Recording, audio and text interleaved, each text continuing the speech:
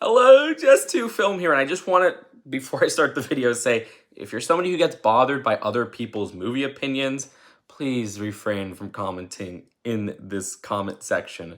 I mean, like, actually get mad at them.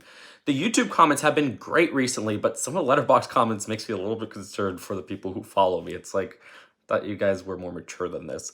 Regardless, Avatar 2, The Way of Water, just came out. This is a movie people have been waiting for so long. A sequel to Avatar, which is one of the biggest movies of all time in terms of financial gross. It's like a movie everybody's seen all around the world. How does this hold up compared to the first? I can't really tell you because it's been quite a while since I saw the first Avatar. I didn't love it, but I did like the technical aspects of the movie, and the story, while generic, actually was kind of fun to explore this new world.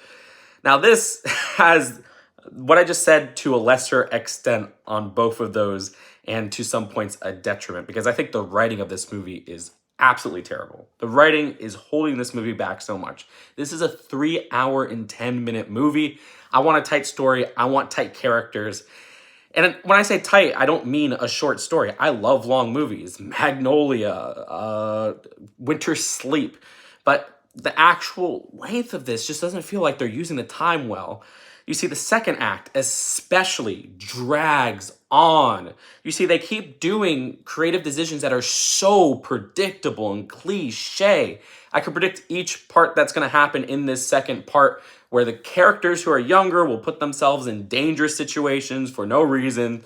Parents get mad, where you just know, oh, okay, these characters who only exist to consistently be in danger, who are very annoying, are consistently put in danger, and then we have to rescue, and then we have to rescue, and then we have to rescue until the climax.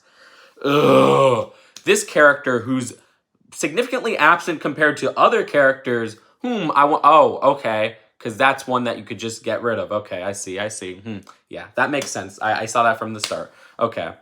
And then they'll have something where it's like, maybe they'll do something bold here and actually get rid of, oh, no. This character does an extremely stupid decision despite everything else in the movie. And yeah, that character is still around. Okay. I'm not trying to spoil anything specifically, so I gotta be vague with some of that stuff. I guess in the comments, just say if you're going to spoil stuff, but I'm sure a lot of people watching this might have already seen the movie. And the first movie was pretty generic too. I don't love the first movie. I haven't seen it in a while. And such a huge problem with this is that the first film had this amazing sense of exploration, and we don't really get that here. We stay in one location for quite a bit without really exploring much of it, instead exploring more of the story, which again is weak in its writing. So it's like you're focusing on the story more, and that makes it so much more boring. The underwater scenes, I don't love the visual design of as much as I loved the landscapes of Pandora in the first movie, especially how they moved the camera with those landscapes. But it was fun to see some of these underwater designs and ideas, which feels like such a small part of the movie, and it's something they should have totally leaned in on, because that alone might be the best part of the first movie. It doesn't have the same feeling of the first movie, which is that amazement in exploring this new world. I acknowledge the first one didn't have great writing, but I do think the writing is significantly worse on this one, especially considering this was like, what, 13 years after the first one in terms of when it was released. But this one just has so many more annoying child characters, which is just the downfall of so many of these movies. Because the children don't act well. They even know this because they cast Sigourney Weaver in a young role, and she's, okay, one of the best child performances in here, as in the performance of a young character, because she's an adult actually acting. And a lot of child actors are just given the leeway of, oh yeah, be annoying and just do your standard thing. And I need a little bit more nuance in those performances because it's just cringy at some point. Zoe Saldana is also fantastic in here, but underused in the script. I wish she popped up more, and honestly, maybe just focus on her instead of Sam Worthington's boring-ass character. She has the most emotionally effective scene in the climax, and it's all based on her performance.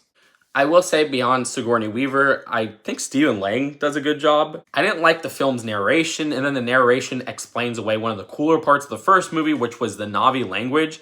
They literally say, oh yeah, it starts to sound like English, and then they just start speaking English for the rest of the movie, for the most part. And it's like, I would have been down to read the subtitles, but whatever. I know that's not a popular opinion.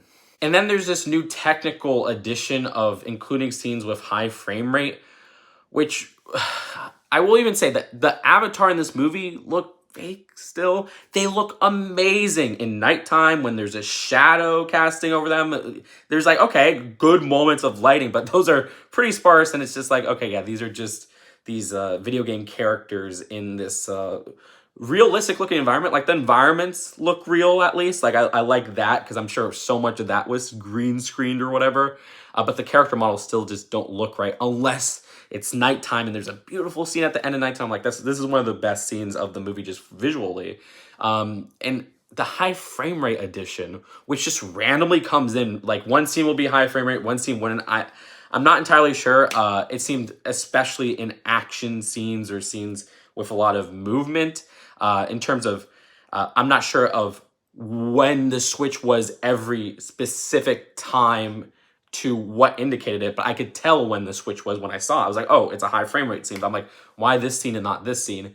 And those scenes in particular make the avatar look, it makes it look like a video game. So it starts to ruin the actual environment too. It's so weird. It's uncomfortable, and I did not like that. Even though at least you tried something new. I like when people try something new. So that's something I haven't seen high frame rate particularly used much. I think there's like a Hobbit run with that or something. The music this time around, there's just, I don't know if it's the Avatar main theme, because again, I haven't seen the first movie in a long time. The music didn't really stand out to me, unfortunately. The dialogue is pretty crappy too, where it's like, the way of water is this, and then like they keep calling one character Monkey Boy. Like, okay. So if all things considered, I didn't like it. And you could disagree, which is okay. I definitely want to hear respectful disagreement or agreement in the comments. And I'd give this one a 3 out of 10, which is one step above, say, Black Adam, the Harry Potter movie of the year, the Minions. But yeah, 3 out of 10.